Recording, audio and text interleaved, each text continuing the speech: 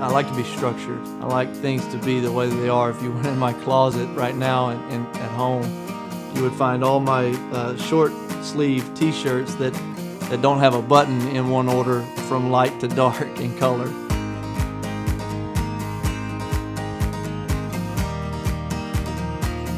Memories of football that come to mind for me is in the front yard, and we had these hutch helmets and pads, and it was fun. I mean, we all had different personalities at that point.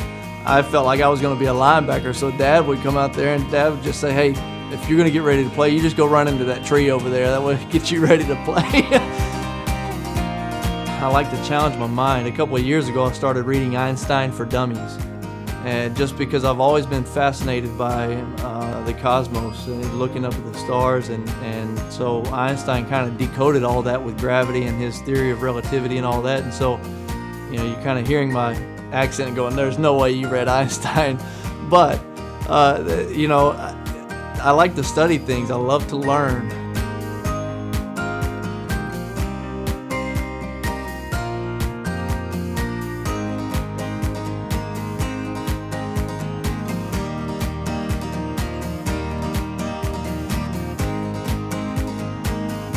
Year 2 in Tampa, or my 3rd year in the league, the last practice and the last day of OTAs, I believe even the last play of the last period of OTAs in June, I blow out my knee.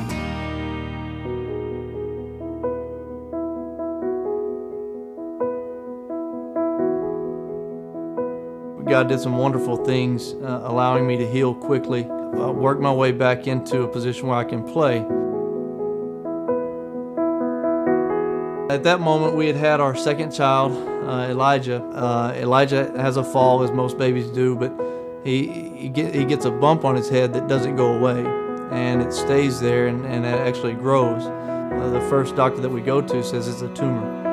And what took you so long to get to us?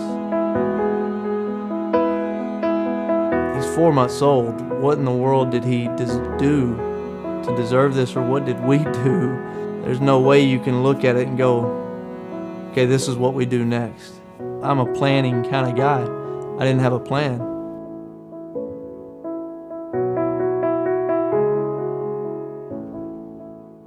Dr. Yako comes out about 30 minutes after he take him back and said, the hardest part's over. We got him under anesthesia just fine, and they're starting the surgery. So we go, okay, now we know that it's going to be about 4 hours, 3.5 hours from now. Well, he comes out about an hour and a half later and says, we're done. And I said, what do you mean you're done? He said it was going to take 3.5 hours. He said, no, once he got in there, the tumor was just sitting on top of the bone, making a depression. He said, we still have to do the biopsy to decide whether it's benign or malignant. But generally, they can tell just by looking at it. So he came out and said, I don't want to guarantee you anything, but I'm pretty sure that it's benign and it's not cancerous. Football didn't matter. It didn't matter if I was the starter, the backup, or number 3. My son was going to be okay.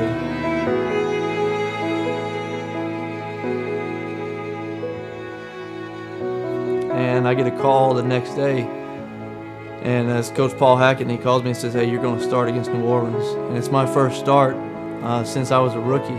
I step right in and I play the game of my career. I played the first half, 15 for 15 with 200-something yards and a couple of touchdowns. And I ended up throwing a touchdown pass to win the game with about 8 seconds to go. So to be able to come in and play that freely after that kind of a year, I think that's why I was able to play so freely, is because when you go through something like that, it puts it in perspective.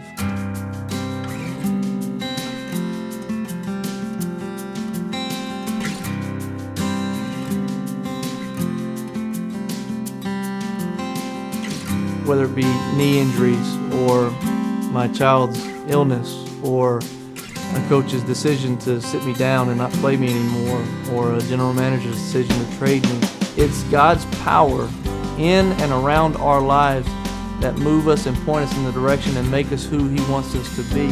He's directing those steps, not that coach, not that general manager, not that injury, not that sickness.